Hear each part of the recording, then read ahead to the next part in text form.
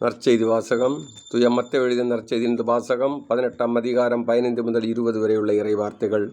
அக்காலத்தில் இயேசு தம் சீடர்களிடம் கூறியது: உங்கள் சகோதர சகோதரிகள் ஒருவர் உங்களுக்கு எதிராக பாவம் செய்தால், நீங்களும் அவரும் தனித்திருக்கும் போது அவரது குற்றத்தை எடுத்து காட்டுங்கள். அவர் உங்களுக்கு செவி சாய்த்தால் நல்லது, உங்கள் உறவு தொடரும். இல்லை என்றால் 2 அல்லது 3 சாட்சிகளுடைய வாக்குமூலத்தால் அனைத்தும் உறுதி செய்யப்படும் என்னும் மறைநூல் மொழிக்கு ஏற்ப உங்களோடு 1-2 பேரை கூட்டிக் கொண்டு போங்கள். அவர்களுக்கும் செவி சாய்க்காவிடில் திருச்சபையிடம் கூறுங்கள். திருச்சபைக்கும் செவி சாய்க்காவிடில் அவர் உங்களுக்கு வேற்றினத்தவர் போலவும் வரி தண்டுபவர் போலும் இருக்கட்டும். மண்ணுலகில் நீங்கள் தடை செய்பவை அனைத்தும் விண்ணுலகிலும் தடை செய்யப்படும்.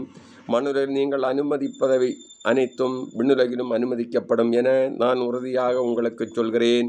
உங்களுள் 2 மண்ணுலகில் தாங்கள் வேண்டும் எதை குறித்தும் மனமொத்திருந்தால், விண்ணுலகில் இருக்கும் என் தந்தை அதை அவர்களுக்கு அருள்வார். ஏனெனில் 2 அல்லது 3 பேர் என் பெயரின் பொருட்டு எங்கே ஒன்றாக கூடியிருக்கின்றார்களோ அங்கே அவர்களிடையே நான் இருக்கிறேன் என உறுதியாக உங்களுக்கு சொல்கிறேன் என்றார். இது கிறிஸ்து வழங்கும் நற்செய்தி. கிறிஸ்துவே உமக்கு புகழ்.